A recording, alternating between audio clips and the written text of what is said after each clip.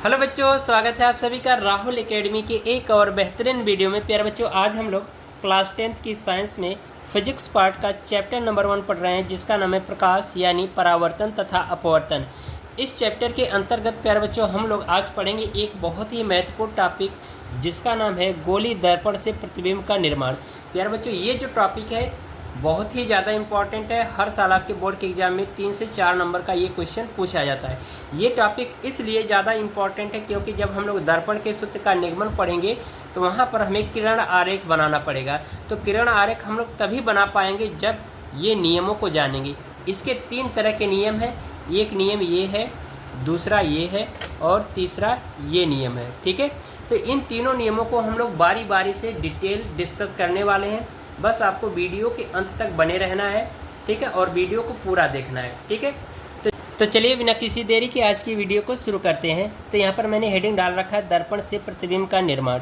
ठीक है, तो गोली दर्पण क्या होता है, मैंने पिछले वीडियो में सब कुछ डिटेल पढ़ा रखा है। वीडियो का लिंक आपको डिस्क्रिप्शन में मिल जाएगा, जरूर उसको चेक कर लीजिएगा। ठीक है, तो गोली दर्पण के प्रकार में मैंने बताया था कि जो गोली दर्पण होते हैं वो 2 प्रकार के होते हैं। एक होता है अवतल दर्पण होता है, एक उत्तल दर्पण होता है। ठीक है, तो चलिए फटाफट हम लोग पहला, दूसरा और तीसरा नियम इनके जानते हैं। तो पहला नियम ये कह रहा है कि मुख्य अक्ष के समांतर आपतित किरण दर्पण से परावर्तन के पश्चात मुख्य फोकस से गुजरती है या गुजरती हुई प्रतीत होती है।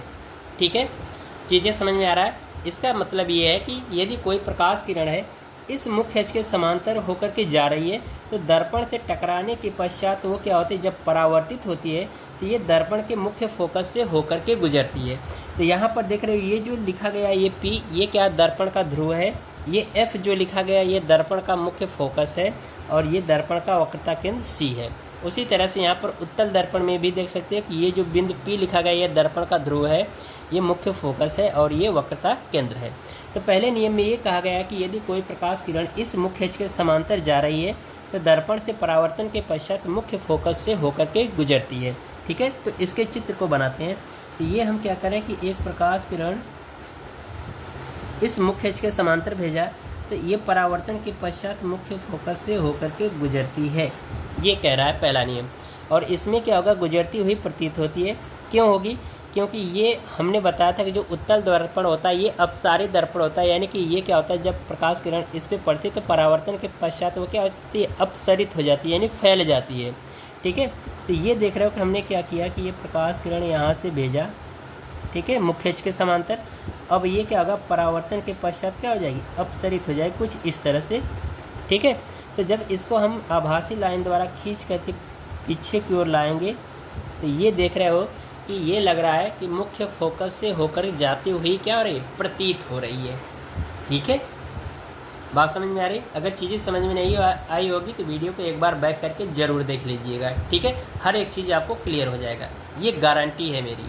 ठीक है, चलिए अब हम लोग दूसरा नियम देखते हैं। ठीक है, दूसरा नियम ये कहता है कि मुख्य फोकस से गुजरने वाली आपतित किरण परावर्तन के पश्चात मुख्य फोकस के समांतर हो जाती है। यानी कि पहले नियम का जस्ट उल्टा है।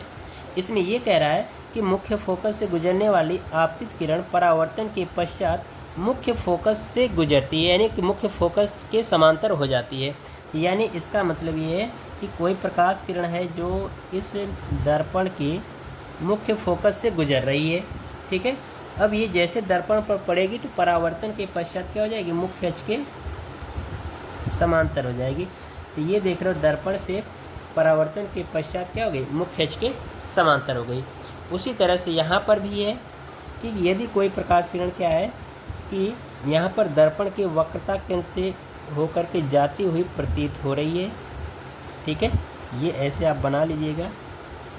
मान लीजिए कि ये दर्पण का वक्रता केंद्र यहाँ पर से हमने बना दिया। तो ये क्या हो रहा है कि दर्पण से जैसे टकराएगी तो पुनः क्या हो जाएगी, परावर्तित हो जाएगी। तो ये देख रहे हो कि क्या हो गया, मुख्य अक्ष के समांतर हो गई।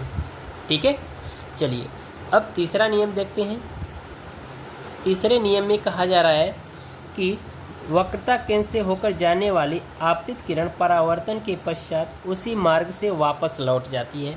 यानी कि वक्रता केंद्र से यदि कोई प्रकाश किरण जा रही है तो जैसे दर्पण पर टकराएगी तो परावर्तन के पश्चात क्या होगा, वापस उसी मार्ग से लौट जाएगी जिस मार्ग से आ रही थी। ठीक है, तो ये इसका चित्र ड्रा करेंगे, ठीक है।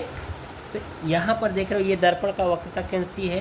तो यहाँ से हमने क्या किया, ये कोई प्रकाश किरण आपतित कराया, तो अब ये जैसे ही दर्पण पर पड़ेगा वैसे क्या होगा, परावर्तन होगा, तो वापस इसी मार्ग से क्या हो जाएगा, लौट जाएगा, ठीक है। चीज़ें समझ में आई। अब उसी तरह से यहाँ पर उत्तल दर्पण में भी इसका ग्राफ बना लेंगे। तो उत्तल दर्पण में भी हम क्या करेंगे, यदि कोई प्रकाश किरण वक्रता केंद्र से होकर के जा रही है, यानी वक्रता केंद्र यहाँ पर है, ठीक है,